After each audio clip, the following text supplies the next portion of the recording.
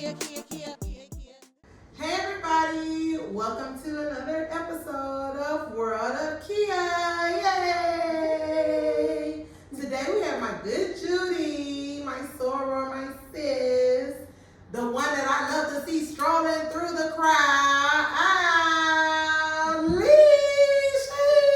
Hey girl. Hey, tell everybody who you are, a little bit about yourself. Hey, some of y'all may know me as my government Alishia, but some of y'all may know me as Chyna Lovelace on the socials. But thank you for having me. Of course, excited to have you. Yes. So we were talking about all the things. And we realized like we gotta save some of this conversation for the people. Right. Because everything was getting so juicy. So first, let's talk about a little bit of your background. Where you from? What schools you go to? All the things. Okay, so I'm from the Bay Area. I grew up in San Leandro. It's right outside of Oakland, like 15 minutes. Bay Area. I love it. I started here. But I also grew up in Stockton, so I moved to Stockton when I was 12. So that's the Central Valley. It's an hour from Sacramento, like about an hour and 25 from like the Bay. So I kind of got the best of both worlds, like the Valley, the Bay Area. But I read both. Nice. You know, I'm the biggest BSU graduate of Yes, HBCUs. Period. But yeah, I've been in LA for 3 years. People know me as the media guru. I currently work for one of the biggest Black entertainment networks, platforms, news outlets, all of the good things. And so I just be out here in my grind, you know, making a way.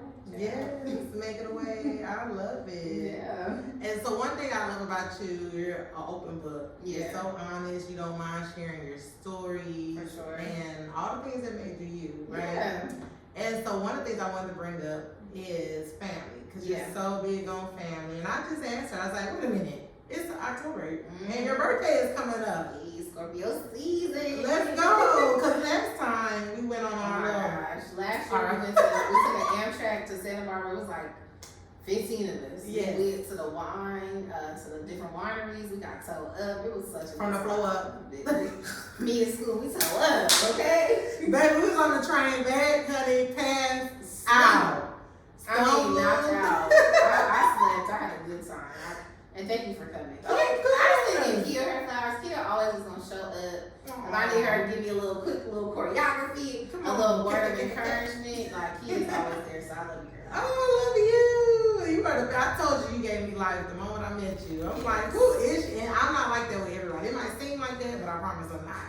And I have to see a light in a person to be like, no, you got the light. You got it, honey. Yeah. I remember like a lot of the stories would always be like, Kia throwing this, Kia throwing that. I'm like, who is Kia? I need to be Kia because Kia always got something going on.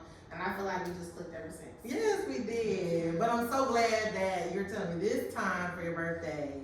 You said you're going to go home with your family? Yeah, so this is going to be a really special birthday for me. My father has been incarcerated pretty much all my life. I'm about to be turning 34. So this is going to be my first birthday with him since I was born. So a really big milestone. So I'm going to go home. I'm going to spend it with my family and some of my friends and some sorors up there. So I was like, I'm not going to make it a big deal for my birthday this year because I'm just like, I know like I'm going to be with my family and stuff. So like, y'all ain't got to come travel from LA up, but I'm just really excited about that. It's a big milestone for me. It is, and it just warms my heart so much. I remember when you told me that he was getting out. He was like, I gotta go home. I gotta see my daddy.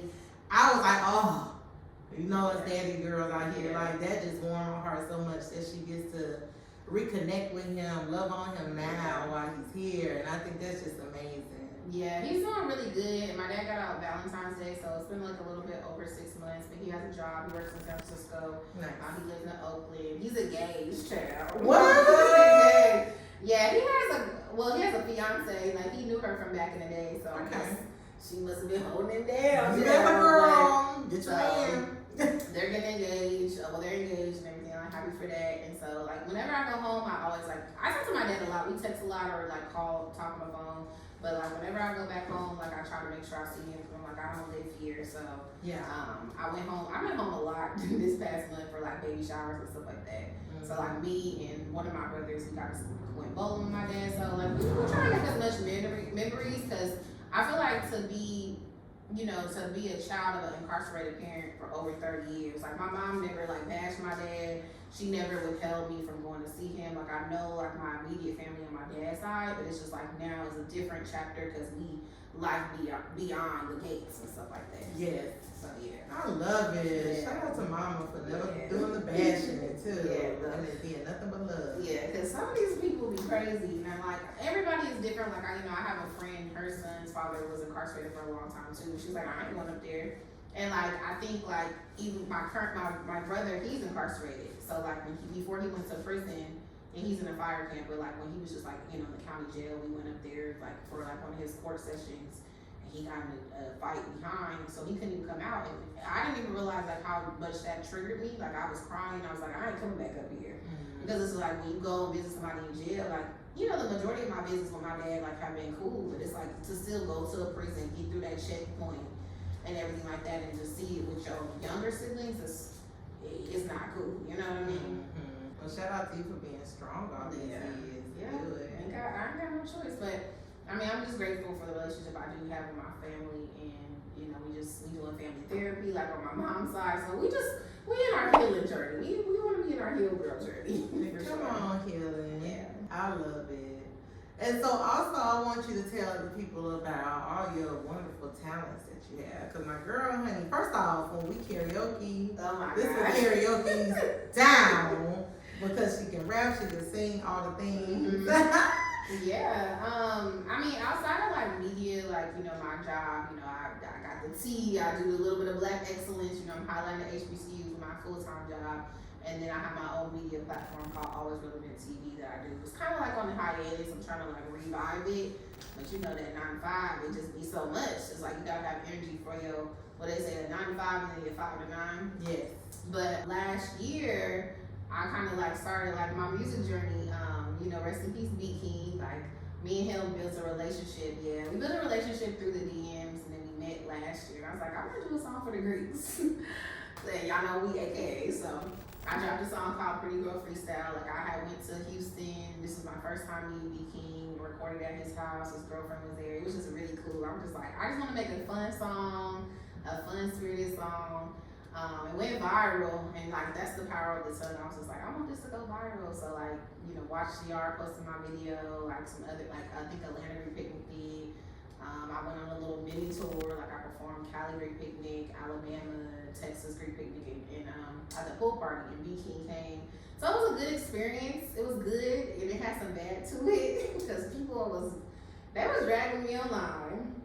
Not you dragging people. Yeah, they lit me up, you know. But I think like what I learned from this situation is like, don't be playing with AK. Like good or bad, like no matter your intention, like anybody can interpretate your art, and I think that's the bad part of it. They can take something that's meant to be good and do it bad. So I ain't doing no more Greek songs. Like I'm cool off that. Yeah. But I did release another song this year called Out of State, and that's featuring an artist named Narissa. She's super dope. She raps and sings.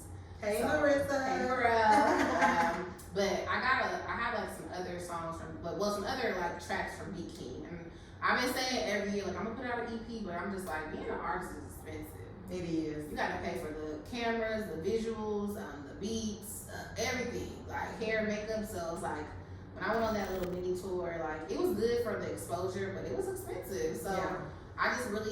That's really the reason why I'm dragging my feet, but I feel like I have this piece of like art from B King, and now that he's not here, I don't want to just let it sit in my phone. I want to do something with it. So I ain't gonna put a date on it because I keep saying tomorrow, and I ain't did nothing. Yeah. But I feel like by next year I could really at least put something out. Like I got my 2 songs, and I'm gonna put that on the EP. I really just need to like re-record one more song that I already got written.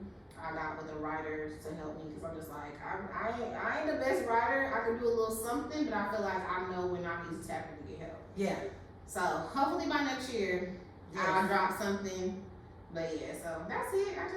That's my little talents, you know. I love it. Don't try to little talent.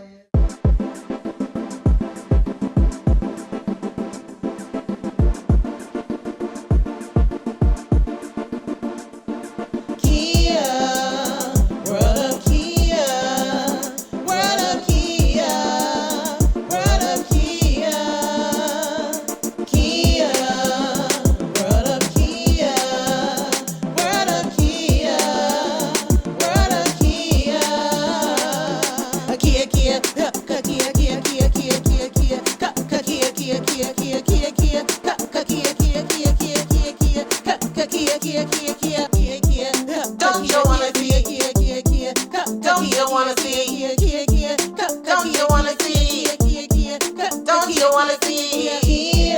Don't you wanna see? Don't you wanna see? Don't you wanna see? Don't you wanna see?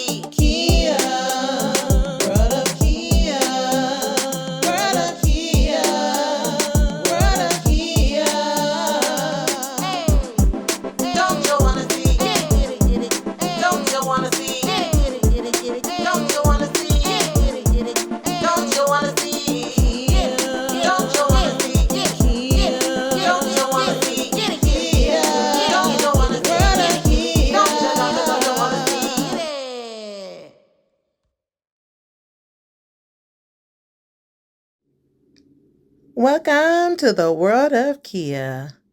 We get to see everybody in my world.